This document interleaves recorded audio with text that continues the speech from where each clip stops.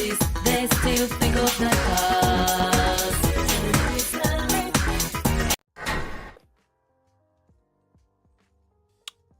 We are here. What is good, people? It is the KOA podcast. I am with Everything Animated, and I am Sasuke the Savage. What is good, people? What is good, Decrepit? Hello. Yes, Decrepit Storm. I would like to announce that from today I'll be boycotting the KOA, and I will soon be publicly exposing them. I don't know how I feel about that. Should I be concerned? You should be concerned because he's not talking about me. I have no skeletons in my closet. I've never done anything remotely wrong in like the last week. 2 seconds. Yeah, last week I don't think I've done anything wrong to get me exposed. Yeah, I think I've been good. I haven't been doing anything wrong. Hello, Trayvon. Welcome. They've seen what you did in Repo. Yeah. Oh no. What I can't remember. What did I do in Repo? What didn't you do in Repo?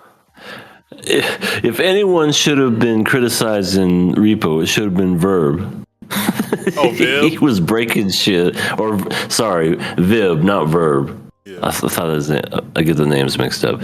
Yeah, he was the one that outed you, and you got killed by a monster because of him. And then he was breaking diamonds and shit. Yeah. Yeah. I did nothing. So we had a pretty eventful, we as in me and EA had an eventful weekend. We played Repo. I don't think we played Lockdown together at all. Didn't. No, other than you teaching me how to play it. That's the most we've played the game together. Yeah, so we didn't play it last week, but we played a lot of Repo. A lot of people in my server, so that was a pretty fun time. That was fun. Yeah, because I usually don't play a lot of co-op games like that. Usually everything I'm doing is single player, so that was a fun time. Yeah. Definitely. Yeah, it was really fun. Just enjoying everybody and the different personalities and just working together and maybe not so much working together. Yeah, I mean, we only get together for real when the situation gets too dire to not have teamwork. For sure. But what is good, Trayvon? But Hello. this podcast, as you guys can see from what we have on the screen, not much we're going to be covering, as a lot of the stuff that we're going to be watching for the free season has not aired yet. Is going to air this week, at least most of it.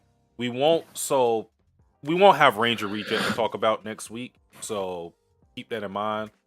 And if I'm not mistaken, Apocalypse Hotel isn't going to air until April 9th, so we also won't cover that Monday. So Yeah. Just a couple that we'll be talking about.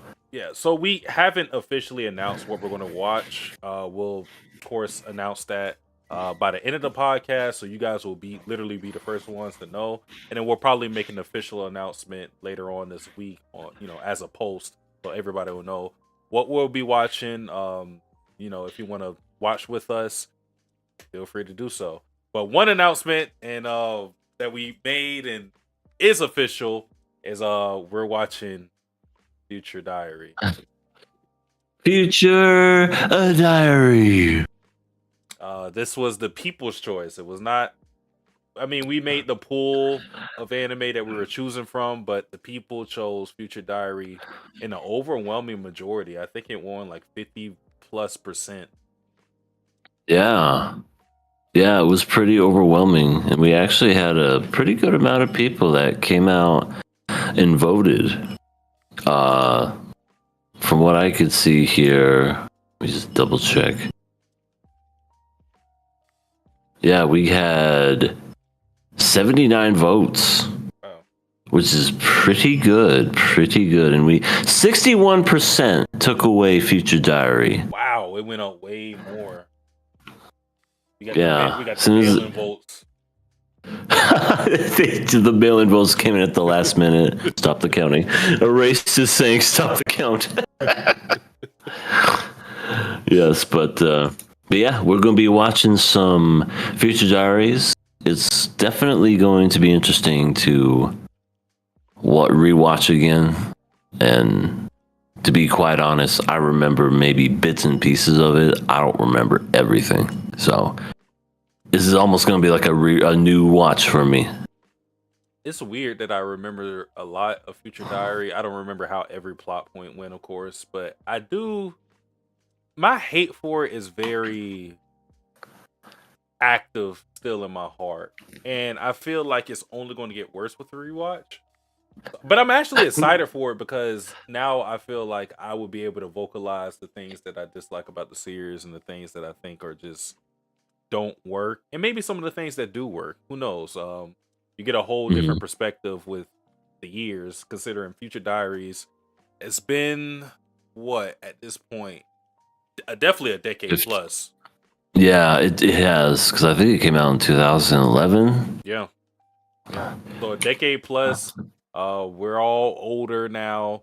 I don't know if you watched it when it aired, EA, but it came out in the fall 2011. I don't think I watched it when it aired, but I'm pretty sure I watched it like the same year or the following year that it dropped. Yeah, I don't think I watched it when it was coming out. I definitely was hearing a lot behind it when it originally came out.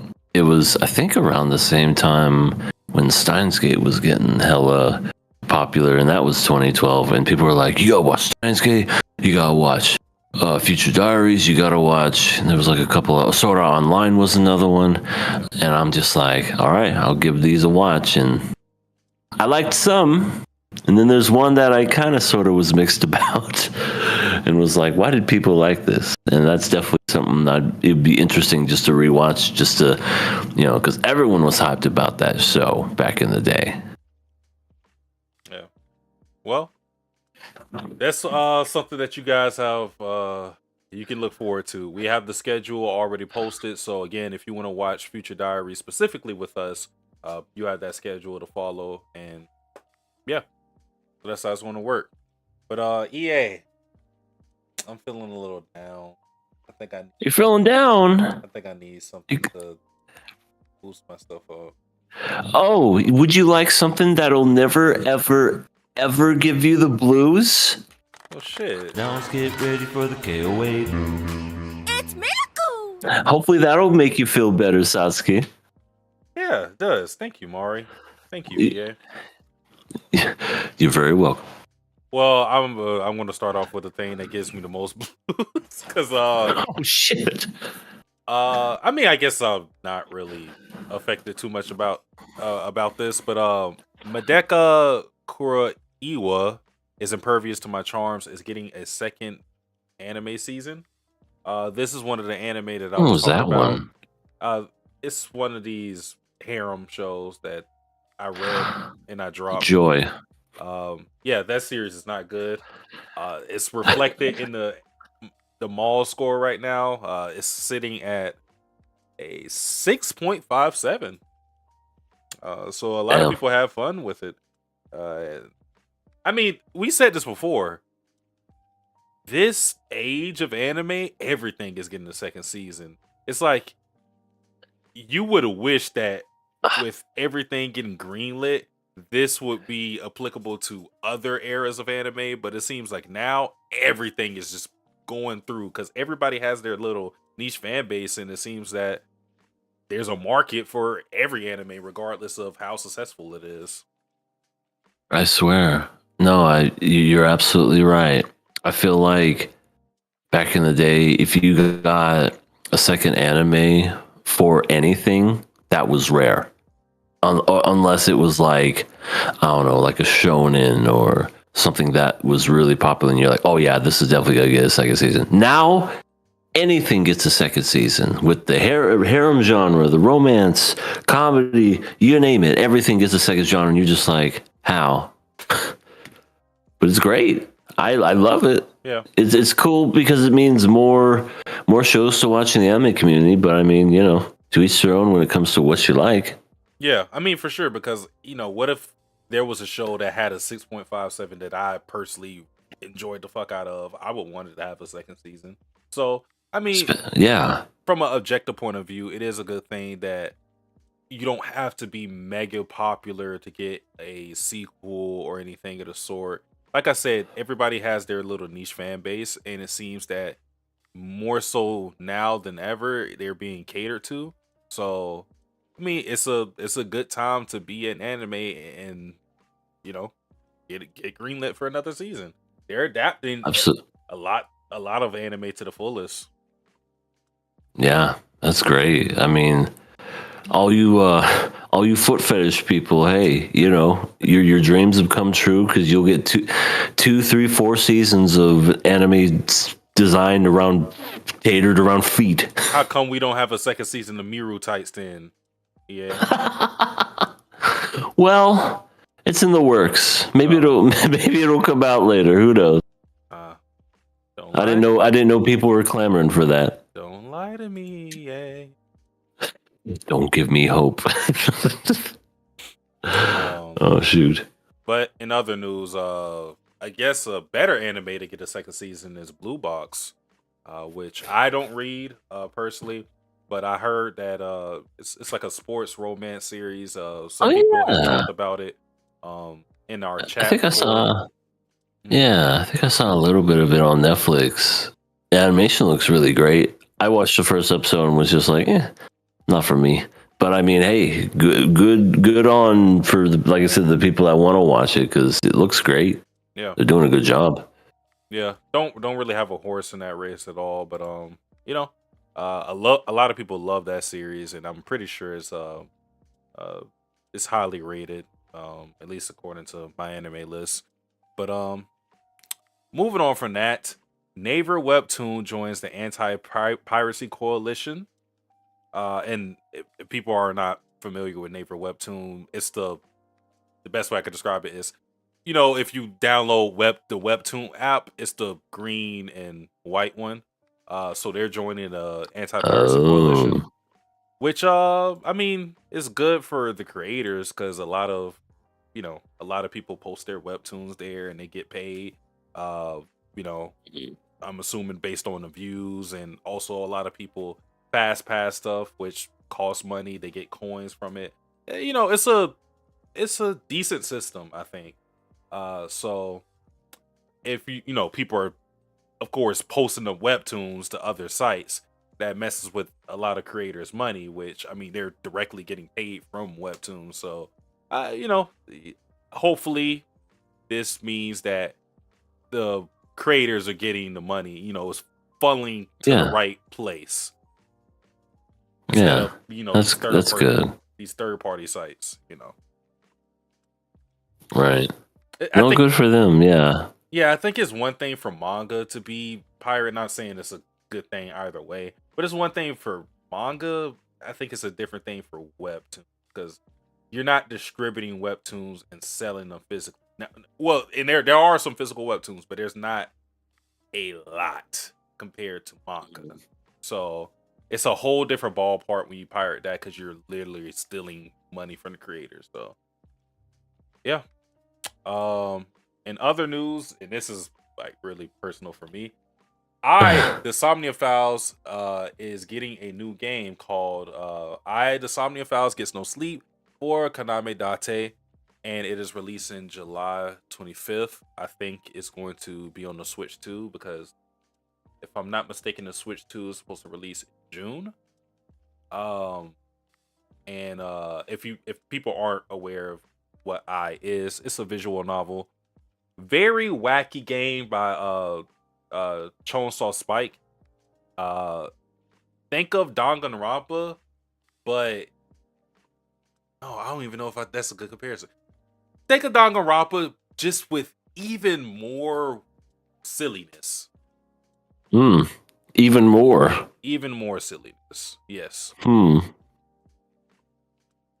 And instead of I don't see how you can get even more.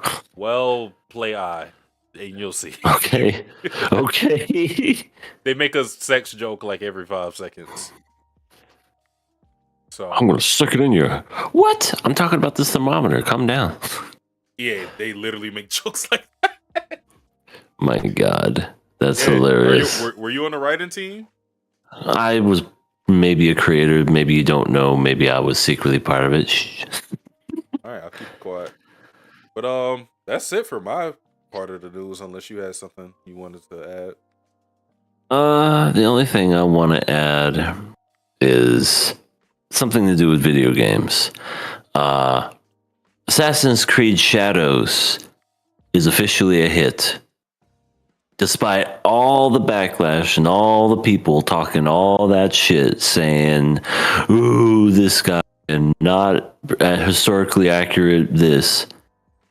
In its first week, it sold over 3 million copies, which is pretty damn good. That is not an easy feat to do when it comes to video games. And yeah, I know it's Ubisoft, and yeah, I know it's Assassin's Creed, and they have one basically that comes out once a year. But this is the second highest selling Assassin's Creed game of all time. So that just goes to show you, if you have a fan base and you have people that want to support a game, people will do it despite all the, I don't know what you want to call them, grifters and people talking all that shit, basically saying, oh, this game's going to flop. Well, it didn't. It made money, so take that. So There's something to be said, and I think this has to be thought about a lot of times when we think about internet outrage and things of that nature. This is not to discredit people's opinions on the internet, but I think a lot of the times we see the internet, or we see outrage as like this invisible force where you can't really put a face and a name to these numbers that you see, because you'll see a whole bunch of people like a certain post shitting on Assassin's Creed before it even comes out, right? And then everybody is thinking like, oh, everybody hates this game, but then turns out people buy it and then they enjoy it and then it's critically acclaimed, and it's like, wait, but I thought everybody. The problem is we don't have a lot of context when it comes to stuff like likes, retweets. So again, it exists as this invisible force that we can't really properly understand. And I think a moment like this with Assassin's Creed is an example of it, where the outrage wasn't as bad as we thought. It was some people who call everything, well, let's just, it was a whole bunch of racist, sexist. That were a lot of the loud majority. So when and then when push actually came to shove, their outrage really didn't mean anything in the grand scheme of things, because normal people just went, oh, this looks fun, I'm gonna buy it. And that was that. Yeah. Just like how many games are supposed to be. Right. I mean, I didn't play this game myself, but I saw some people that play this. In fact, I saw Corey Kenshin play this the other day because he got an early access copy and whatnot. Shout out to Corey. But it looks fine. Like, it looked like you basically switched between, what's his name? Is it Yasuke? Yasuke. I was about to say Yosuke. Yasuke and some other ninja girl. I can't remember her name, but basically you switch between them. And if you've played any Assassin's Creed game, it's like that. If you've played Ghost of Tsushima, like that. It's basically a mixture of both of those games put into one. And, maybe again, it's an Assassin's Creed game. So, I mean, I don't know what else people were expecting when it came to these types of games, but I agree with everything that you said. It was nothing more than just people just being outraged, just to be outraged, and I almost feel like in a way it kind of backfired, because it was one of those things where second highest grossing Assassin's Creed game of all time. I don't think that's a mistake or that's like one of those coincidences. I think that's kind of by design. I think people were trying to go, oh yeah, well, I'm going to support this game, no matter what you say. I think that's a part of it, but if I were to like divvy up how much people bought the game, because people are, even the people that were hating on it are going to buy it just to go, oh, Oh, sure. this actually sucks. So like, if I had to, if I had to divvy up like the percentage of people who are like that, I feel like they still wouldn't make up for a lot. I think what actually happened is that it got talked about so much that it became in everybody's consciousness. I mean, I've never fucking played an Assassin's Creed game, and this is the first game I actually heard so much about, and it actually went inside my subconscious and made me go, do I want to buy it? Like, it made me think about it. So I think that's what happened. It's just that people talked about it so much that it gave it publicity, and people just bought it because they were like, oh, I heard about that Assassin's Creed game, let me buy it. Yeah, it's kind of the age old conversation. It's like, how do you make like get something from getting hype behind it? You just don't talk about it, because the more you talk about it, the more people are going to be interested, maybe even be curious, and because of their curiosity, they're gonna maybe even buy it. And I just find it funny. It's like they kept talking, and then all of a sudden it was in people's minds to where they wanted to buy it. So I guess what I'm saying is, I don't care for Ubisoft as a company, but for the people that actually worked on the game and all your blood, sweat, and tears came in, just were put into that game, congratulations. You made a profit, which was more than I could say about all the other games, which I think they made Star Wars Outlaws, which lost money. And that fucking ship game, Skull and Bones, was a huge bomb. That one lost a shit ton of money, but this was their only profitable game so far in a couple of years. So that makes me laugh, kind of. Yeah. Well, I echo your sentiments. Shout out to the people involved in it, and as a person that hasn't played Assassin's Creed, probably never will. Hey, hope people are having fun with it. Absolutely. The only Assassin's Creed I ever played was way back in the day. The first one, the second one, the Ezio trilogy, and I think I played the third one, maybe even the fourth one, which was Assassin's Creed 4 Black Flag, which was basically assassins with pirates, which was great. Other than that, I can't remember the last Assassin's Creed I played, other than maybe that pirate one. Yeah. Well, that is it for the news. So we'll be moving on to the only show that we're talking about tonight, which is none other than Fullmetal Alchemist Brotherhood, episode 60 and 61. All hell has broke loose. My God, what's going on? Let us talk about episode 60 in all of its glory. I don't think I want to skip right to the end just yet, but I do basically kind of want to touch base on another, I guess, really cool thing that happened in that episode. Bradley got. He got killed. That was this episode, right? No, he did. No, he didn't die in 60. He died in 61. Son of a bitch. All right, let's pretend like this never happened. Oh, this will be for the supercut. God damn it. Okay, I'm sorry. I did read the wrong thing. Damn it. Scroll up, EA. But Bradley and Scar were fighting. Ooh, epic fights. It looks really fucking cool. I wonder what's going to happen out of this fight. I know. It was very, very, very cinematic, very well animated, and they did a really good job, kind of like going back and forth with and stuff. And Scar revealed on his other arm tattoos on. Oh, you're cutting out, EA. You're cutting out. Oh no! All right. Is this going to be the day I get cut out? No, I won't let it happen. Thank you. I think I think you're all right. Okay. Before I get cut out again, we see the sleeve with tattoos. He's got them on both ends. They keep doing it to you. I don't know why that keeps happening to you. It's like you'll say something, it'll come out perfectly fine, and it'll just like It'll like censor you or something. The F. All right. Why don't you start saying stuff and I'll double check my mic settings? Okay, for sure. Well, I think the interesting thing that you get since we're talking about the Bradley and Scar fight is just Bradley himself. This is the most talkative Bradley has ever been in a series, and it's like everything that comes out of his mouth is just interesting and makes you, I don't know, it shows the charisma of his character. You know, he's a villain that just commands your respect, and I think that fight was indicative of that, where he's just, Hello.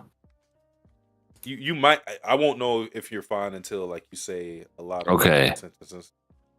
Okay. I'm gonna try to see this, but yes, King Bradley is he's literally just like commanding just everything that he does. He's like, you will listen to me when I talk to you, and hell, he was even like yelling and screaming a couple of times where you're just like, I don't think this man has raised his octave levels in speech at all. He's always really cool, calm, and collected. Then for some reason in this episode, he just was like, what's the matter, Scar? Cat got your tongue? Yeah, he was this is a death match. And this is jumping ahead. I won't jump too far ahead, but what you're seeing in this fight is him finding himself and actually being alive in in his perspective. Because one thing that he's already expressed in this series is that he's self-aware that his life has been mapped out for him. He's been appointed as the Fuhrer. He's been given a Philosopher's Stone. Was there some work, like his original body? Did he work to get to that point? For sure. But in amidst all of this, because even with him getting Philosopher's Stones, now he's a amalgamation of a whole bunch of different souls, and he doesn't even know who the dominant soul is. So he has lost himself in all the power that he's obtained, and well, not really obtained, been appointed. And this is the one time, well, twice, because he mentions him choosing his wife being of his own volition. But this is another time where he's doing something of his own volition, which is just to fight for his survival. In fighting Scar, he's being the most alive we've seen in this series, because he's not acting as the Fuhrer. He's not acting on the behalf of father or anything like that. He's just a man fighting for his life. That's it.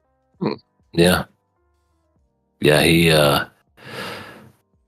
guess that goes to show you how much his life really didn't kind of have meaning until almost towards the end. Because what did he do? He did everything for father.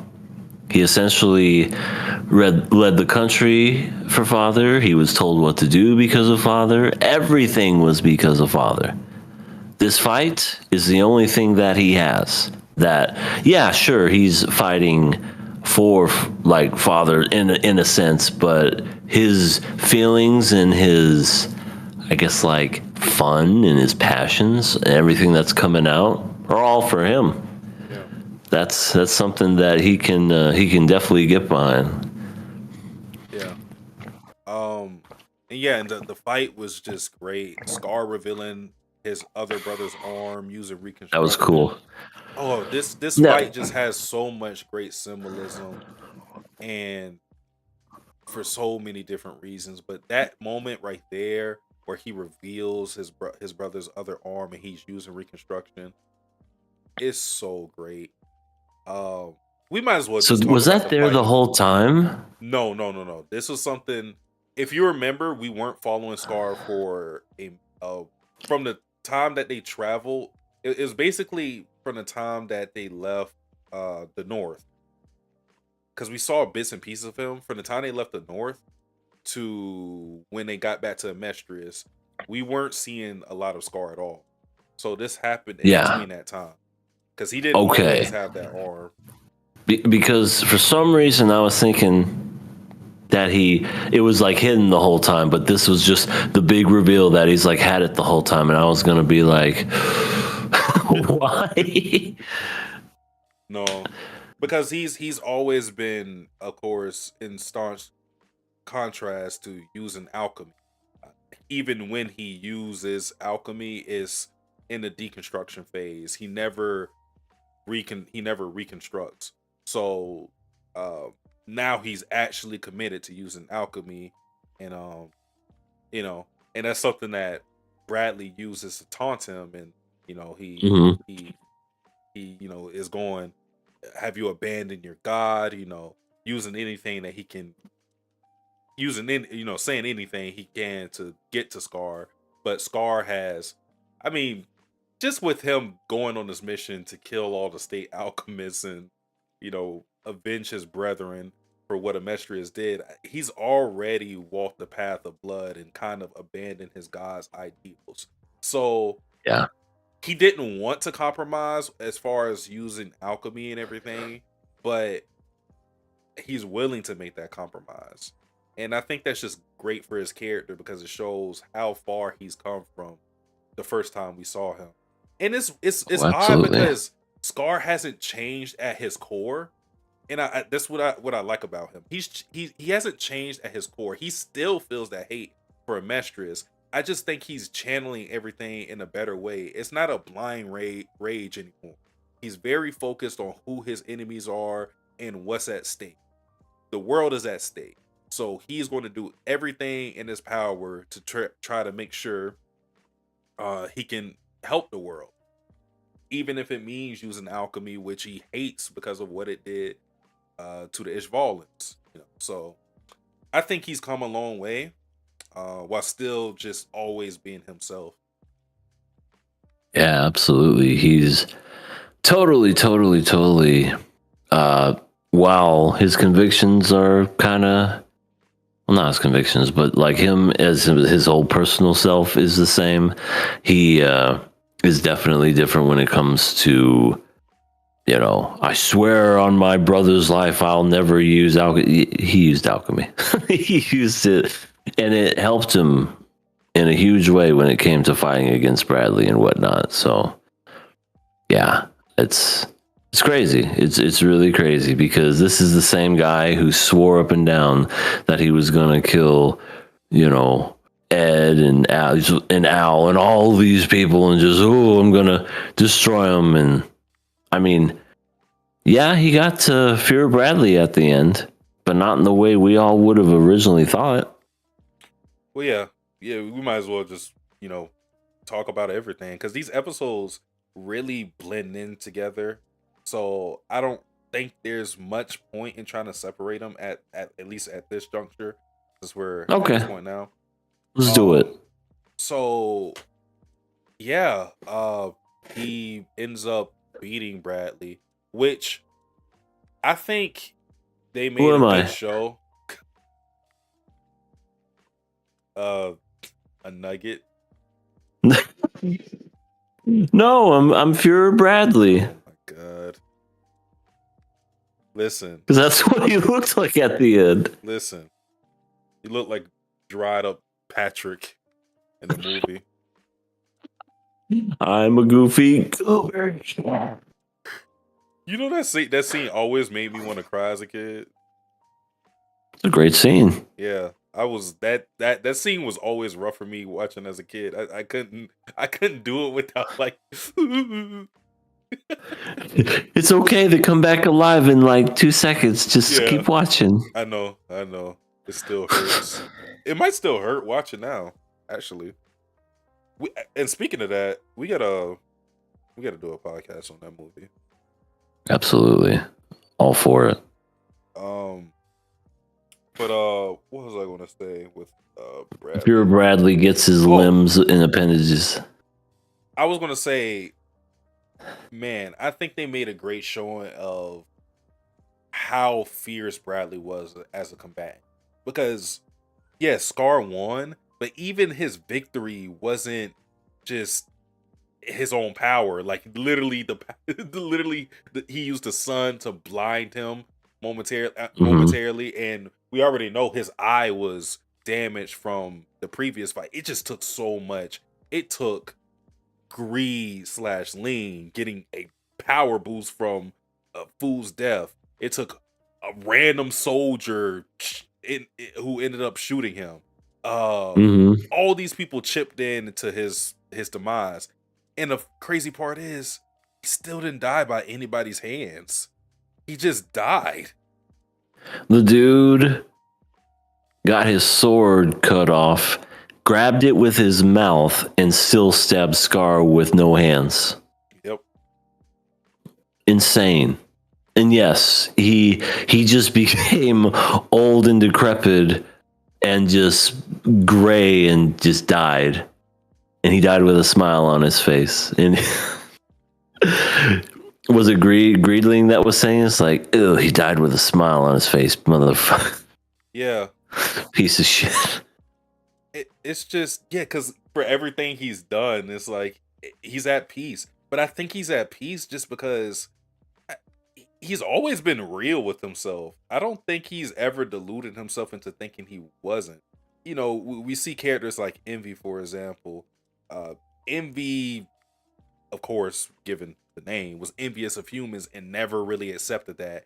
And that led to Envy killing themselves at the end. Yeah. Whereas Bradley he's always kind of just saw what this whole thing was. He's always been honest with, the power that he was imbued with by Father and the rest of the homunculi. And he's just known his place, and he just played the hell out of his role. And he got the most out of what he was destined to do. And I think that's why he was at peace. Because at the end of the day, he was happy that he was given life and was able to experience it as much as he was, thanks to humans being as unpredictable as they were, because even with things mapped out, it didn't go exactly how he thought and maybe even how Father thought. So he just took solace in it, and it was like, hey, I lived my life and that's it. And I think the great thing about him is he doesn't relent as a villain. None of the homunculi ever really none of them turn into good guys or anything like that. But especially with him, it's just, you gotta respect how he goes out. It's just like, man, on his own terms. Yeah, it's like, well, shit, I'm glad you're dead, but hey, you're pretty cool. Gotta admit it. Maybe in another life we could have been bros. Oh. Yeah.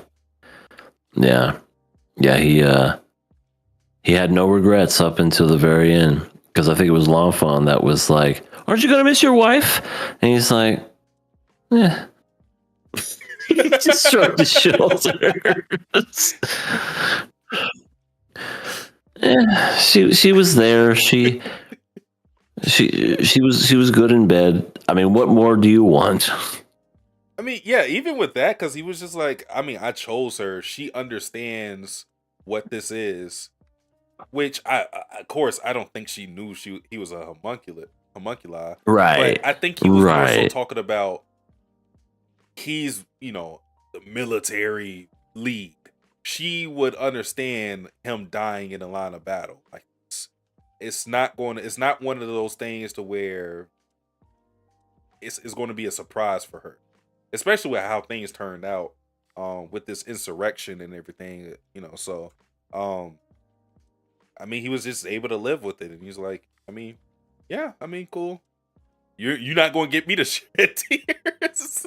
That may work on some other villains, it's not working on me. Yeah. He died with a smile on his face, no regrets. Almost, I don't know, almost kind of one of those rarities when it comes to villains. Some villains will have regrets. Some villains will, I don't know, like just be angry all the way to the bitter end. But him, at peace. Yeah. Just cool with it. Yeah, I think out of all the homunculi, his death was just, the best. I really do like Lust as well. I think Lust is underrated for how she went out. Um, It was so quick. yeah, I just like her parting words when she goes out talking about the My cold boobs. look. No, that she didn't say that. She was talking about the cold look in Mustane's eyes. You know, I thought that was. You're evil. But Uh, yeah. Well. Rest in peace to Bradley. Yep. Have a wonderful life, you evil bastard. You. You. Well, I think we should get to the insane epicness that was episode 60, where I did not expect this at all. Like, Father gets, there's some struggle between everyone that's there, Ed, Izumi, Al, what have you. And Father's just going in and out of Father's body. That sounds wrong, but that's essentially what happened. Yeah, essentially, it is time. The eclipse happened because everything has to be done on the eclipse. I don't know if you know this, Sasuke, that it doesn't count unless it's an eclipse. That's like there's always got to be a moment, right? Now what's up? What is good, Dan? And what is good, Philip? Get the likes up so our boys can buy Ubisoft. I don't know how many likes that's going to take. That's going to take like millions. Yeah, but appreciate it. Dan said, hello guys, what's up? What is good, Dan? Hey Dan, how's it going? At the end, we're going to be talking about what we're going to be covering. So if you want to stick around, or heck, wait till the end, that's what's going to happen. So it's going to be kind of a shorter podcast, but we're still doing this. Well, I was going to say with the eclipse, I feel like it's a very convenient writing situation, just because a lot of the times you wonder, why isn't a villain doing this? They have all this power, they have all these resources. Why aren't they furthering their plans to world domination, whatever they're planning, right? Because a lot of times the villains usually are always in power. That's just how it is, at least like the final villain. They always have the power, so you're wondering why they're sitting, waiting around. Sometimes you have writing things to where they're like asleep or something, a la Majin Buu. Or they're sealed and they're looking for a way to unseal themselves. And then you have stuff like this where they're waiting on a special situation, special occasion, an eclipse. It's time. Yeah, this has happened in how many? This happens in so many. Well, not technically, it doesn't happen in Berserk because they create the eclipse, but it still exists in Berserk. But Avatar, for example, like you wait for the comet, or you wait for the eclipse to be able to fight the firebenders. It makes sense. I've never been mad at it.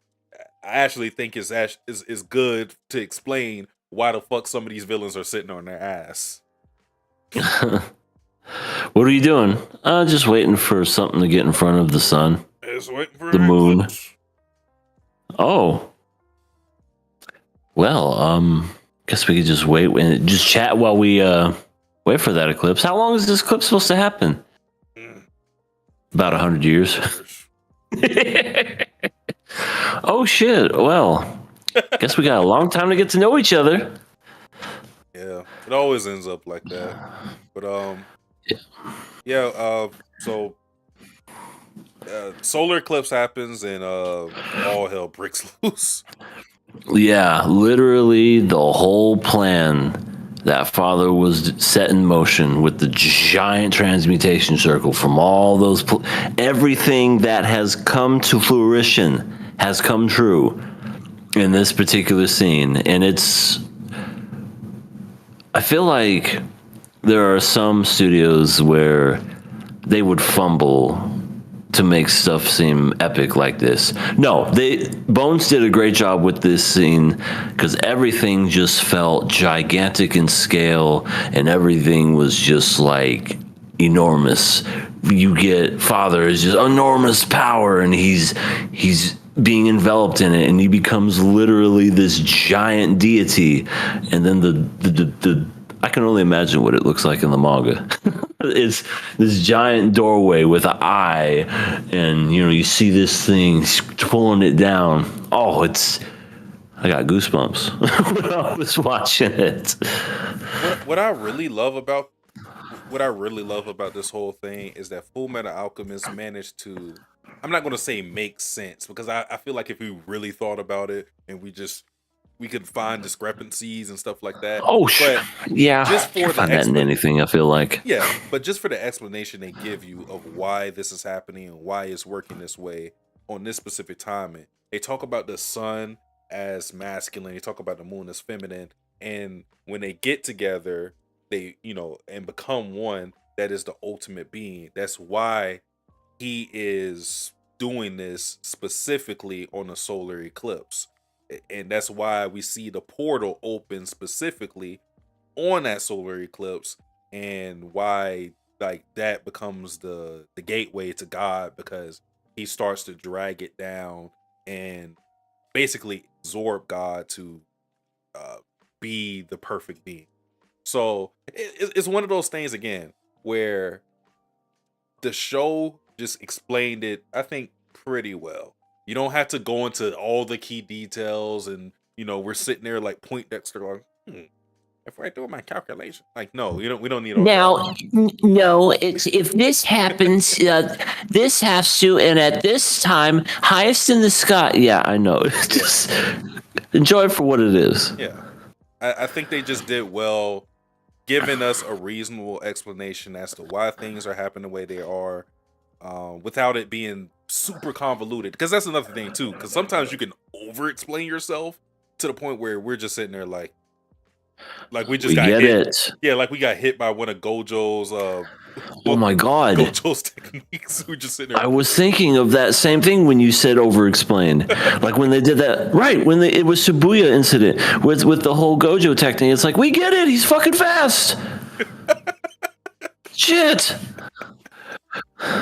Just do it, damn it. Also, when did this narrator become prevalent to the show? I didn't know. I didn't even know it needed a narrator until now.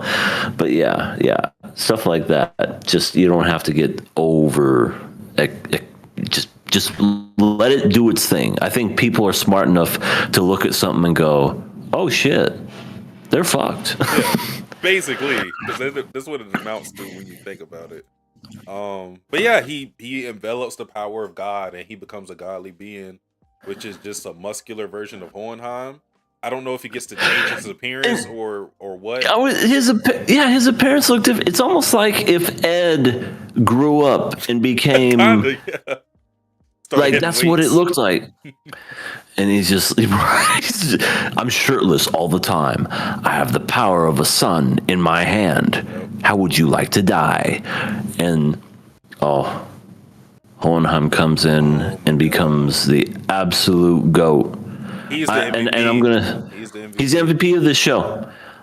The very first series, he was barely in it, and maybe he was talked about as him being just a piece of shit father. This is his redemption arc, Fullmetal Alchemist Brotherhood. He is probably one of my favorite characters in this series. And I never thought I'd say that by the end of this, because I hated Hohenheim with a passion, just because I was just basing it off of what I already do of him from the original Fullmetal Alchemist. And I don't think we ever got anything else past that, because I gave up at a certain point. But also in the original, I think they barely talked about him. He maybe had one scene towards the end, and it was meh.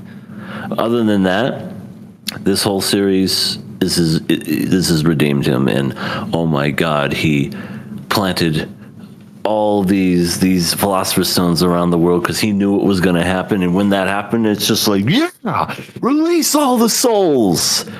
So great. It is a phenomenal scene. It's just Oh, and they this isn't one of those things where did this come from? We've literally seen him plant these before. We didn't know what that yeah, meant. We didn't know what the no, fuck he was doing at the time, but they made it a show. I mean he's done that. He's talked to the souls. So like he's been traveling. yeah, we've seen him travel. He's been talking about him needing to set things in place. The time isn't ready. We're just wondering what the fuck is he talking about? And then it just comes into fruition with this episode, and it just makes all those moments of like, wow, he was really prepared. Just as Father um was preparing for this plan, he's been planning to counteract it from the very beginning. I mean, and Yeah, it's indicative of alchemy and alchemy. You know, yeah, alchemy uses the chi, you know, the energy of the earth, and it counterbalances alchemy. They are they are each other's check and balance. And yeah, Hohenheim showed himself to be Father's equal because we're thinking like, you know, because things did not look good for him because he's getting swallowed up. We're like, right. God I was damn. thinking the same thing because he was like a few episodes back. Tell Father, I'm coming for him. And then I see him get absorbed in all this other stuff. I'm like, dude, what the fuck was that? You get my hopes up and you go ahead and you're upside down getting absorbed. Don't do it, Edward. You stupid. But then you're right. As soon as the Philosopher's Stone, I was like, he knew what he was doing. He had a plan. He wasn't like fucking Dutch. He had an actual plan. That also explains because if he's been planting these Philosopher's Stones all over the world, it explains why he wasn't as strong as Father as well. Right. Because he just does not have all that power, losing all that energy he's been planting all around the world. And think about it. I didn't even think about this. And this is why the show is great. In how he tried to defeat Father is a I guess a microcosm of the show's biggest theme, or one of its biggest themes, which is the whole one for all for one thing. Because he embodies all the power in one thing, where Hohenheim spreads the wealth everywhere. You know? He's the one that talks to all the souls, and he's not just using the power for his own means. He's actually knowing everybody, and he's asking everybody to fight with them. So as you know, Father tries to harness all the power himself and become the one true being. Hohenheim spreads it across the earth and instead uses the individual souls of everybody to fight Father instead of, you know, what Father ends up doing. And that's brilliant. I don't know if that was intentional, but stuff like that, it's just it always ties back to a lot of the core themes of Fullmetal Alchemist. I'm like, damn. Yeah. How much did they think about this whole thing? They thought a great deal because at the end of the day, it all makes sense.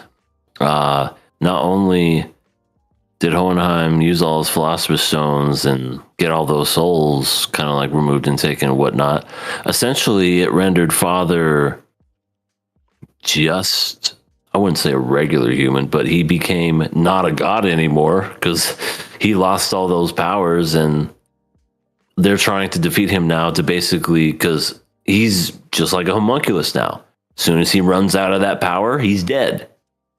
So they're going to try everything in their power to defeat him. I don't think it's going to be easy. I'm definitely not saying it's going to be easy, but yeah, he's that happened, and so did the reverse transfusion circle and everything, where all the not the monks, but the Ishvalans got together. It's like, we're going to do our thing now. And they did it, and they everything went from red to blue. So this is another thing. Scar's brother is one of the most important characters in the series. Just from what happens because of him. Mhm. It's so crazy because he's alive for an episode or two. And then he's referenced maybe a few times, and yeah, he's dead like 90% of the series. Yeah, but he's figured out I mean, we talk about how Hughes figured everything out. He knew everything. And not only did he know everything, he said, okay, here's a way to counterbalance all of that. And uses the power of alchemy and alchemy and brings it together. And then Scar becomes the vessel for all of that to come into fruition. So it's almost as if Scar's brother from the grave is, in a way, getting revenge for everything that happened to the Ishfallens. But Yeah.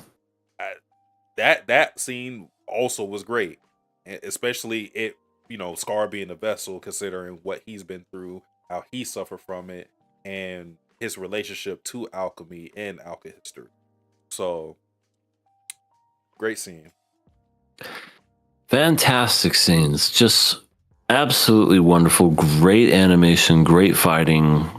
It shows, because there was a couple of scenes where, Father was fighting Hohenheim, and Hohenheim's like holding him back and everything. And then you have, of course, his sons behind him, backing him, to give him that extra energy to push. Almost kind of reminded me of Dragon Ball Z when Gohan was fighting Cell in a way, except, nobody was dead. But it just reminded me of that. And just, he's still Philosopher's Stone. He's trying everything in his power to get this man.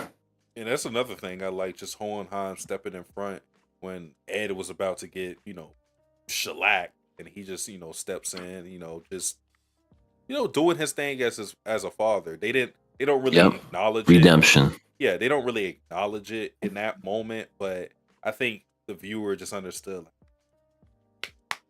considering his relationship with Ed, it was a great moment for him and their dynamic. Absolutely. You just kind of hope that Ed, especially, because I think Al has understood, and you just hope that Ed also begins to heal from everything, that he saw his father as, and maybe he sees him as the hero he's showing himself to be. Yeah. Great stuff all around. Fantastic stuff. I enjoyed it. One of the more bigger surprises, other than just everything that had happened, was what happened to Pride at the end.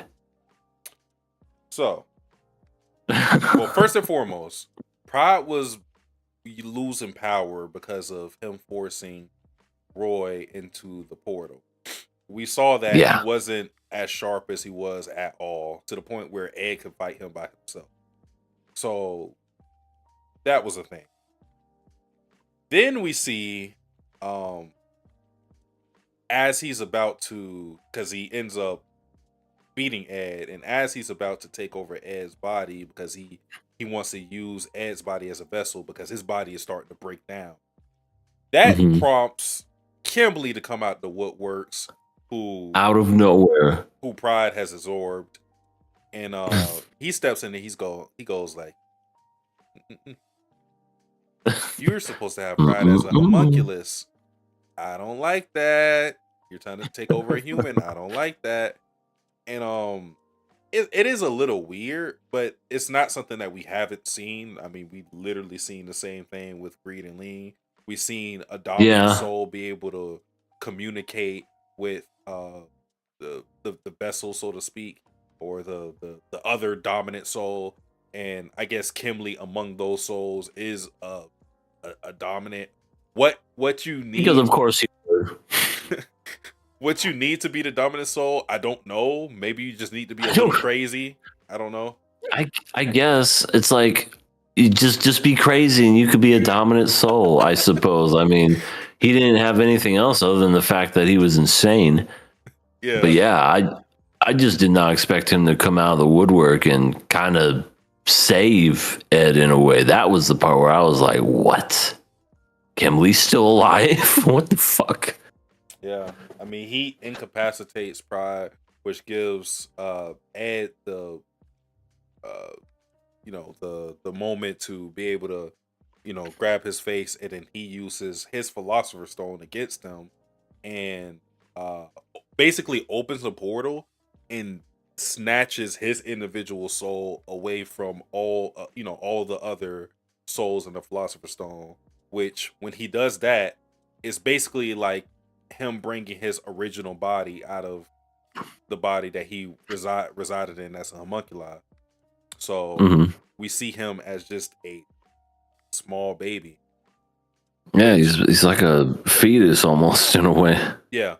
And which Kimley basically said that Ed wasn't going to kill him. He was like, "You think Ed is going to kill you? That's not how he operates." So that gives indication that Pride could just grow up to be a normal kid now. Which is crazy because it's like, how does one homunculus just disintegrate and die, and then the other one ends up living? I don't know. If Pride does turn out just to be a normal kid, almost guaranteed the baby's gonna go to the Führer's wife, and they're gonna raise it together. And I think that would be kind of perfect in a way. Yeah. It's going to be a little weird though. She's going to be like, "Wait. Wait a minute, Didn't we already go you're through a this baby age? now?" Yeah, didn't we already go through this phase? I gotta change I mean, diapers again. No. Technically, she didn't even get him when he was a baby. True. Like, he's always been that size, but she just kind of was like, "It's been 10 years. No, I think we should. Should we get a new be one? concerned, honey?" Do we have to factory reset this one? Where would I even find that in the buttons? Turn around and just go behind the head. I don't see any buttons. Ow. Oh my god. But yeah. So with that, that's all the homunculi. Yeah, no more homunculi. All of them are dead. Well, all but Greed. True. Very true. Greed is still around. Yeah, he is still around, but everyone's dead. Lust, envy, gluttony got by his own people. Pride and wrath. Yep, they're all gone except for Greed. Yeah. R.I.P. R.I.P. all the homunculus. You were very interesting creatures, you were. And now all that's left is Father and his weird demigod form, I guess. Yeah, I think the homunculi, because when people talk about anime villain groups, the names that you'll typically hear, you'll always hear like the Akatsuki from Naruto. You'll hear the Espada from Bleach. You may even hear like some One Piece crews, mentioned in the discussion. I feel like the homunculi should be brought up in these villain group discussions, just because I think they just do so well in a story. They just work. It's not just what they do as far as villains; it's how their relationships work with the other characters, how they interact with the other cast, their dynamics. They're so interesting. Of course, some more than others. I think the standout ones are Envy, Bradley, I would even say Pride and Greed. Those are like the real standout ones. But then, I mean, Lust was interesting too. The only one that didn't really do much for us, I'm sure, is Sloth. Yeah, Even Sloth was Gluttony just there. fun, at the very least. Gluttony was just funny.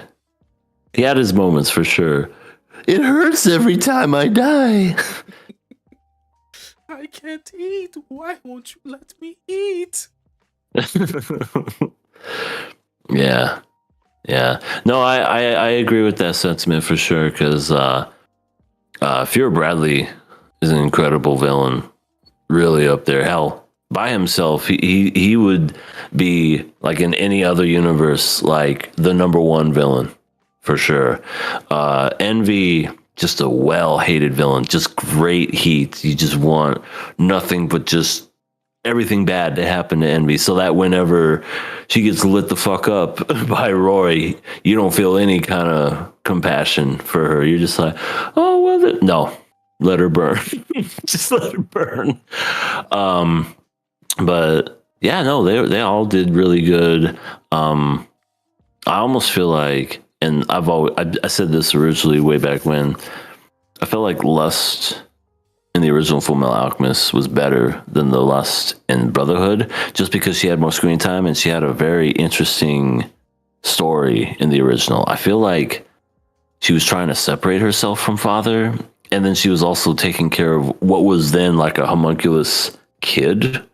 Yeah, That was very interesting. I think that was It was Wrath. yeah, and But Raph had the he, arm and leg of Ed. yeah. I mean, they I think it's just in that story. I mean, because it's completely different. So Lust's For sure. role in that story is totally, because there is no father. So Lust's role in the original Fullmetal Alchemist is so much different than Right. Brotherhood, because in Brotherhood she's a tool for world domination, whereas in the original Fullmetal Alchemist she's a part of a villain group, but she's kind of more, she has way more agency as a character. Like, she's a better Yeah. character for the reason that she's just doing what she wants on her own. Yeah. And I always liked her for that. And I get that it was different. They were going off of essentially a story they had to make up moving forward, because the manga wasn't even like fully out. It was still in being printed back then. But yeah, I for the most part, like I said, I enjoy the homunculus. Some more than others, but definitely I think they should be up there as far as like some of the best villains.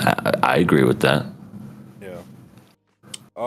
The last thing to talk about is father went up on the surface and was like, yeah, I'm about to get my ass beat. I need another philosopher's stone. So he starts killing a whole bunch Yeah. of people to create another one. All I can say is, because this is 61, we're going to go 62, 63, 64. We have 3 episodes left. I can only imagine epicness is about to come in these next 2 episodes or 3 episodes. And I cannot wait to see what happens. I don't know. Actually, I kind of have a feeling of what might be happening. I almost feel like Hohenheim is going to sacrifice himself in order to stop Father. That's just me personally. Why? It feels poetic. It feels right. That's something that he would do. Here's a father, or a dad, I should say, I'm not going to confuse the two, that didn't know how to be a dad, but then fell in love and had kids. Never really got to be a parent because he had other things on his mind. We now know what they were and why he did them. What better way to show love for your children than to basically save them and just have them live on? And you know, your sons will not become you, they'll be better than you, and you will essentially just end up sacrificing yourself, yada yada. That's what I think. And it's going to make me sad when that happens, because I love Hohenheim. He's a great character, and I don't want to see him die. Yeah. But I feel like that's going to happen. I mean, I feel like there's a lot to support your theory. For one, I think just they've shown Father and Hohenheim to be the yin and yang of each other. They're the counterbalance of each other. They're the polar opposites. So you just figure one's fate is going to be tied to the other. If one goes down, the other also goes down. I mean, Father is literally a recreation of Hohenheim's genes, just with an evil personality. I mean, So that is definitely something that you can see at play. Um, so yeah, and also, I mean, Hohenheim has already said that he wanted to be with Trish, or Trisha. So It's fitting. it's just one of those things to where I don't even think it would be necessarily a sad thing for him to go, because he would have fulfilled his purpose, and I mean he has lived a long life, so it's not as if he would be taken too soon or anything of the sort. Right. So Right. I definitely think that's probably he has a couple regrets in his life. And I think with him dying, he'll fulfill both of them. One, he didn't get to say goodbye to the woman he loved, and he is going to be with her again if he gives his life. And two, he was never all that close with his children. And yeah, if he's dead, he won't be any closer. But what I'm saying is, I feel the most loving thing you could possibly do as a parent, especially in a situation like that, is to, have your kids live and you can die protecting them, for sure. And it's going to be emotional, I'm sure. And I'm sure even then Ed might reach out and call him dad. Even though the whole, when parents are mad at you, they'll call you by your name. They won't call you mom or dad or whatever. But at the end, dad. Yeah, I see it happening. Do you think Roy does anything in his final battle? Because they made it a show that he's blind. but that's what I'm saying. They made a very concerted effort to show you that he's useless. But then there's that one scene you see when he reunites with Risa, where he asks if she can still fight. So I guess that's my question to you. Like, what do you see from that? Do you see Risa just, sniper? Like, what do you see from that? Well, Risa got pretty good gash wound on her neck. If anything, she's probably not physically up to battle. If anything, I don't know, maybe she could shoot her guns or whatever. If anything, maybe she can be his eyes and his ears. That's what I think. Yeah, Hawkeye. It once again, the writing speaks for itself. She could be his eyes, and then just left, right, up, down. They have that chemistry of being very close. So I mean, I honestly feel like that would be fitting as well, just to kind of have Hawkeye helping him in a way to like pinpoint fire bolts and whatnot, and that just would be fucking cool to begin with, because father's just, what? No, you can't see. I got her. I can see now, bitch. It's just... I bring it up because everybody's contributed. Izumi to a lesser scale, but she's also fought against father, and it would just feel.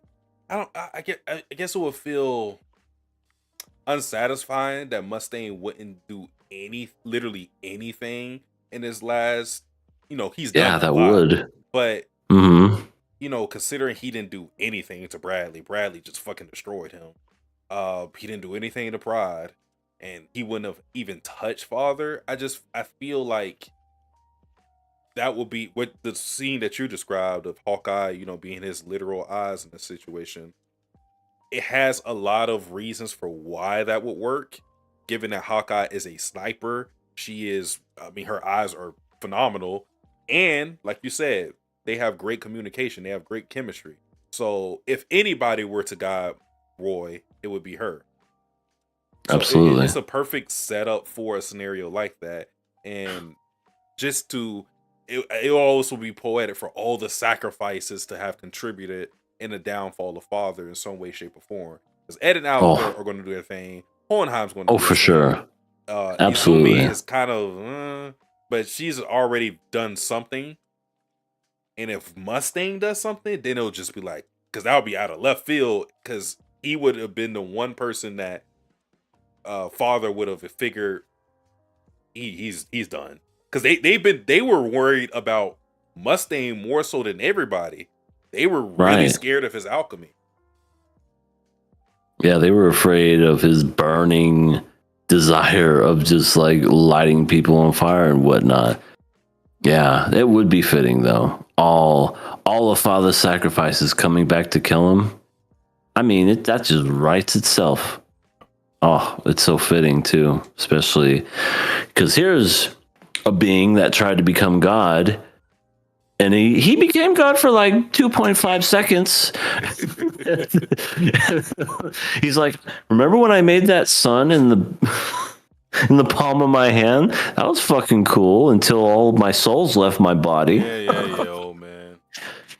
It's like, yeah, we know. No, I swear it happened once. I made a sun in my literal hand. Somebody put this man out of his misery.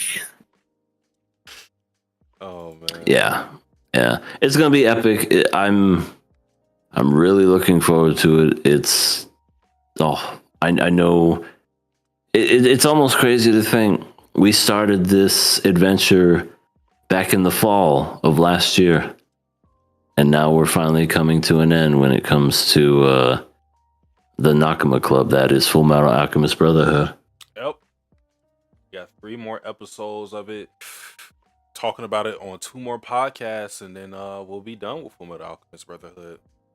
But I think that is crazy. The last thing to discuss regarding Fullmetal Alchemist. Yep. So great stuff. I haven't checked. I'm pretty sure we don't have any questions. Let me double check on that. Yeah. Let me do that too, because I didn't check either. Nope.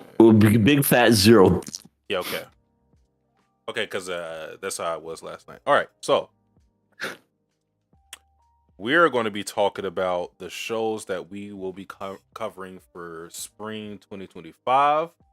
So what we're going to be doing is giving you a brief description of the shows, just give you some info about these shows, why you should give a fuck about what we're watching, and maybe we'll convince you to watch some of the shows that we're watching for the podcast.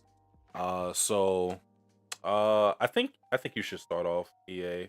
Oh, perfect. All right. Yeah, I'm most excited. I am ready to discuss this.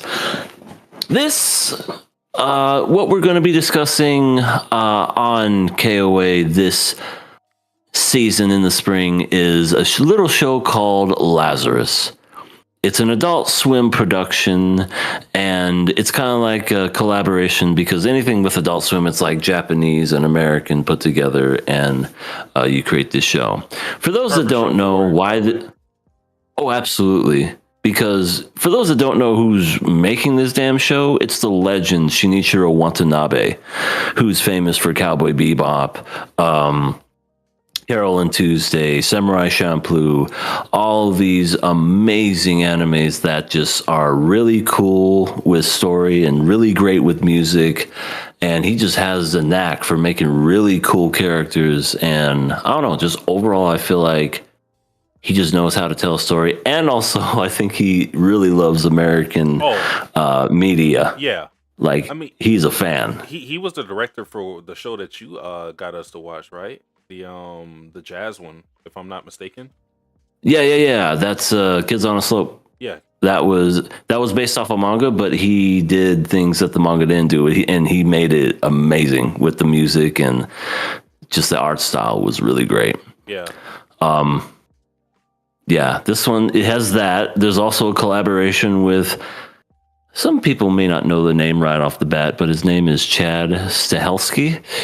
He's most notable for directing the John Wick films.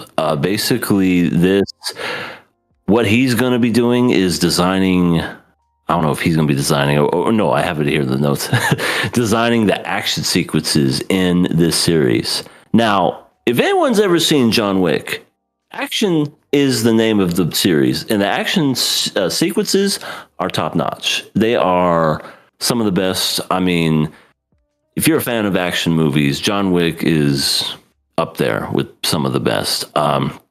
This is going to be animated by Mappa, Mappa, their history speaks for themselves. They have some really good animation, so this is going to be fan-freaking-tastic. Says here in an interview conducted by, I forget by who, but basically they were talking to Watanabe, and they said, "What's the show basically about?" He said he was inspired by the opioid crisis, and he had a basically why he wanted to create this anime. Because here's basically just a brief synopsis. In the year 2052, this guy discovered a miracle drug known as Hapna, and then 3 years later, they find out that this drug kills people, and people have a 3-year lifespan because of they've been taking this damn drug. It takes place in the future in the year 2055. So there's a task force of 5 agents. These are going to be the main characters. They're assembled to create a vaccine and to find, I guess, the doctor who created that drug. And the vaccine itself is called Lazarus. Hence the name of the series. So looks really neat. Like I said, we have some collaborations with American and Japanese put together. So gonna be, I'm really looking forward to just the action sequences, because when I heard that, you know, he basically the director of John Wick was a part of it, and he's going to be helping with the choreography. I'm like, these things better be mind blowing. I'm looking forward to some really top notch action, because Cowboy Bebop has great action. Samurai Champloo has great action. I mean, they're older animes, but still the choreography is amazing for them. It does not lie. So yeah, that's what you can look forward to. There's going to be 13 episodes. The first episode comes out April the 6th, which is okay. So it's not going to be on Sundays. Yeah, so I think it speaks for itself. Look forward to that, and watch it with us here on KOA. For sure. I think that's going to be a slam dunk anime original for us. I mean, I know we've had our ups and downs with anime originals on here, but one thing we typically don't have an up and down with is Shinichiro Watanabe. So I mean, Carolyn Tuesday is still probably one of the best shows that we've watched. One of my favorite shows that we watched on this podcast. Yeah, so great. Yeah, he's just one of those guys. Just, you understand what you're going to get from him. You're always going to get a diverse and fun cast with him. Yeah, every single time. Absolutely, every single time. Yeah, there's no question about it. Yeah, he knows how to write characters. He knows how to write just engaging stories. It's really fun. I cannot wait. Yeah. So that for sure is probably going to be a headliner for us on the podcast going forward for the spring season. But we are watching another show, which I really won't talk much about since we already watched the first season of it, which is Ranger Reject. That is coming back in the spring 2025 season. And I'm really excited for it just because I've read the manga, so I know what it's going to talk about or what they're going to cover. This was the section of the manga I was really excited to get into. I'm pretty sure EA YouTube will start to... I feel like things really pick up here because I feel like the cast starts to get a little shorter. At least as far as who's the real important people and everything of the sort. So, and it's going to, be focusing on my favorite character, which... Oh my gosh. So, I'm excited for Ranger Reject Season 2. I just hope that it looks great. So, Ranger Reject, of course, we already talked about Future Diary, and we're going to cover it. We have the schedule already for you guys on that. But the other two shows that we're covering for the podcast, the first one I'll talk about is oh, I don't have it right here. I have it right here. All right. Apocalypse Hotel. All right. I feel like this show is better explained through visuals than what I'm about to say, but I'll give you a brief synopsis of it. So, In a post-apocalypse setting where humanity has disappeared from planet Earth, what remains of various life forms in one hotel that continues to function, known as the Galaxy Tower Hotel. Despite having no guests, this hotel is still maintained by its robot employees who wait for the day that their owner and humanity returns. Will that day ever come? Only God knows. So, this show, if you watch the trailer, I don't know what the fuck is going on. It's a wild trailer. You hear the synopsis or whatever. I don't think the synopsis really does the show justice for at least why we would be excited to watch it, or or have an intrigue in it. Because if you watch the trailer, it just looks insane. Mm-hmm.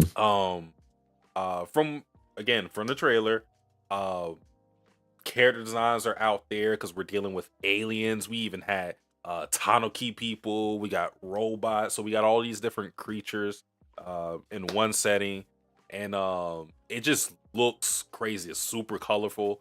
I have no idea where we're getting from the show.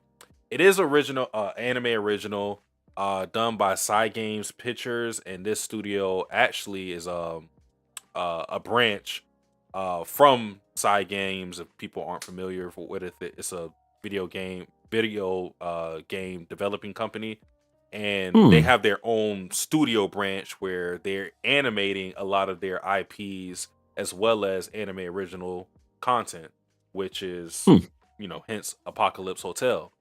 And also this studio is starting to make more of a name for itself. I don't know if you know about this manga, EA, but it seems to be something that's being taught more about. But it's going to animate a manga called The Summer Hikaru Died, which again, never heard of it.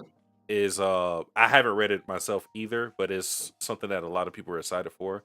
And they are going to be or it's been reported that they're going to be animating Kagurabachi, which I haven't read that myself either, but now that's one that you have heard of. So yes, I have. I think a lot of people have heard of that one. Yeah. So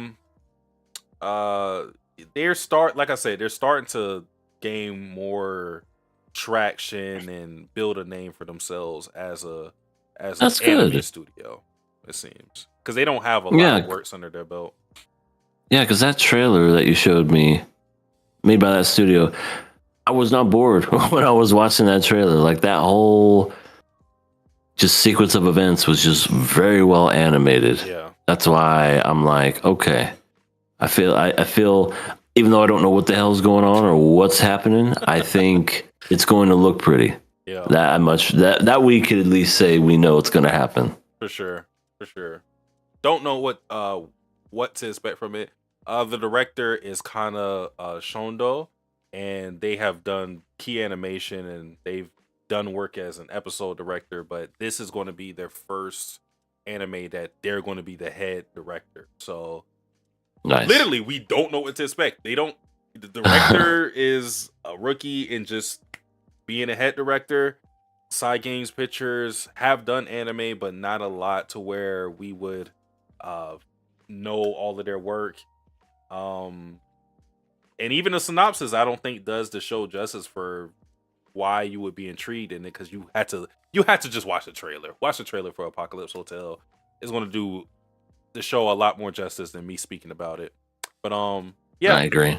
That's a show that we're going to cover. So if you want to watch it with us, watch it with us. It airs April 9th. So we will not be talking about it next week, but we will be talking about it next week. So next week. Yeah. The other one to talk about is Rock is a Lady's Modesty. All right. Now, this has Sasuke written all over it. I'm just telling you right now. It's so funny because when you look at the character designs, at least the two main characters, it looks like Mary Saltame and Yumeko Jabami, just in a different anime. It's like they took the two main characters from Kakaguri and said, yeah, let's just make them play music and rock out. And it seems to be almost as intense as Kakaguri, at least with some of the facial expressions that they showed in the trailer. It looks really expressive and vibrant. But just to give you a synopsis, we follow one of our MCs, Lalisa Suzunomiya, who is under pressure from her parents to act as a refined lady, forcing her to attend an all-girls academy filled with other high-class, prim, and proper girls, and to abandon that devil's music known as rock. However, after hearing the sounds of drums from an old school building, Lisa's passion for rock is reunited by a fellow classmate who shares her love of rock. Together, these girls decide to shed their mask of grace and class in the pursuit of their true passion of rock. So, yeah. Where have we heard this before? We've heard this in a couple different places, actually. I know. We've heard it in that Bocchi the Rock. We've heard it with girls eating cake and drinking tea. K-On! Is different. K-On!, that's it. We've heard it with a few other ones. We've heard it in Given, but it's not all ladies. And yeah. I won't speak to Bocchi the Rock because I never, only watched the first episode of it. But this is a comedy series, so I think the tone of it is going to be different from, let's say, a K-On! Even though K-On! Is also slice of life, but it's more so like moe blob, cute girls doing cute things type of. I don't think you're getting that with this anime. Like I say, if you watch the trailer for it, it looks super intense and out there and wacky. I mean, you're getting rock music, and they are fucking rocking out. The girls going crazy on the drums. She's going crazy on the guitar. So, like, expect intense rocking out. Expect Yuri bait, because that seems to be a thing that I've seen in the trailer. And just a heavy Yuri bait. Yeah, just expect insanity, given the facial expressions and the animation that you saw in the trailer. If it's like Kakaguri and it like devolves into like a torture situation where they play certain gamble games, that'd be funny. I feel like have you ever seen Blue Lock, or do you know anything about Blue Lock? Is that soccer one? Yeah. Yeah. Like, I've heard of it. I don't think I've ever seen it. There's I haven't seen it myself either, but I've seen some scenes of it, or I've seen some panels of it where it's like super intense and out there, and it's like, yo, why are they taking soccer this serious? I think that's kind of what you'll get from Rock is a Lady's Modesty, where, okay, like I said, it's going to be one of those things where the intensity is raised up all the way to the max. You know, you're going to get a huge contrast of cute, proper girl, and then her, like, you know, rocking out, you know, because they're passionate about rock music. So, I'm excited for it. I have nothing on the director. They have done some things, but a lot of the works I don't know. They've done Idolmaster and a lot of Gundam shows, interesting enough. But the sound director has a long list of anime that they've been a sound director for. There's a lot, so I only wrote down the notable ones, which are Haikyuu, A Sign of Affection, Idolmaster, and Kisses. Oh, Satsuki. They were just a sound director. They didn't write it. It's just the music. They just help make the music sound good while they were boinking their brother. Okay, gotcha. You need a good soundtrack when you're having incest love. So. I don't know if the soundtrack was good because I've never seen that anime, but I had the displeasure of watching it because someone requested it way back in the day. There's literally a scene where this girl is holding her pee and can't hold it anymore, and she goes behind the dude. She's resting on his shoulders, by the way, and like, cause she's looking to get up or whatever. And for some reason, she just goes all over the back of his neck, and I'm just like, that did not just happened? And it just. I understand it's like, oh, maybe a little trickle. No, Sasuke, it was a wave that just went behind his eardrums and his neck and just. I was like, kill me. What the fuck is this? So, never again. That was the highlight, and I think that was episode 3. And by episode 3, I was like, I'm done. The That's name it. of I'm that tapped show. out. The name of that show gate kept me from watching it. I just saw the title Kiss Sis and I went, yeah, I'm not watching. Well, Sasuke, if you ever decide to put it on one of your random wheels No. and spin it, I that's the only way you'll be able to watch it. I can do Future Diary or whatever, Dead Man Wonderland, all that. Kiss Sis is where I draw the line. We draw the line at kisses. No, it's terrible. It's probably one of the worst anime I've ever seen, and that's saying a lot. And I've seen some bad ones.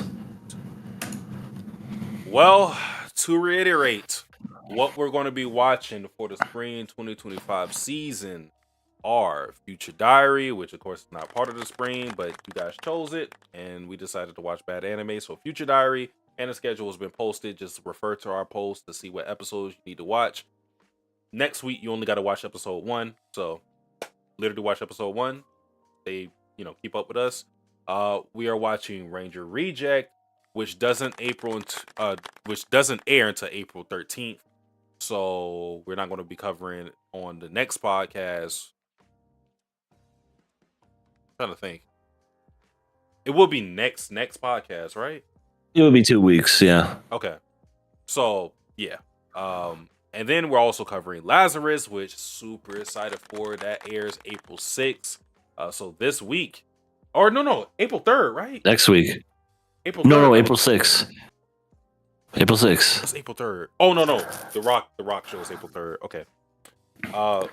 So with that being said, Rock is a Lady's Modesty is airing April 3rd. So in a couple days from now. And the last show is Apocalypse Hotel, which is airing April 9th. Yep. And we'll also be talking about the last 3 episodes of Fullmetal Alchemist, but those will be really quick. Yeah. Really quick. Oof. 2 weeks is going to be packed because it's going to be... Oh, yeah, week 2. Yeah, week 2 we'll have everything that we're watching, plus the last episode of Fullmetal Alchemist and Future Diary. So, yeah, get ready for the 14th, which is a day before tax day. It's gonna be a busy one for us. Yeah. I mean, just to reiterate, I know we haven't been doing this, kills and passes, but this season, that's activated again. We will. I'm not saying we will kill, but the order to kill, or the restriction not to kill is going to be lifted on us. As long as me and EA are both in unison with what we want to kill, it will be killed. And we do it like every 3 episodes. I don't know if we want to do it for all the shows we're watching. But either way, things can be killed. All right. They're not Shiro. Yeah. When you die, you will be killed. So do not be attached to some of these anime if they're trash. Except for Future Diary. Get attached to that. I would say that's sticking with us. We're watching 26 episodes of that, so but dear God. Appreciate everybody who watched us tonight. Short podcast this time around. Do not get used to that. Next week we will have a lot to talk about. We'll start covering some of the spring shows. Of course, again, Lazarus, Fullmetal Alchemist, Rock is a Lady's Modesty. Did I already say Future Diary? I think I did. I don't think so. So yeah, we'll be covering those 4 anime. So yeah. Again, appreciate you guys for watching. Sasuke the Savage. EA. We're out.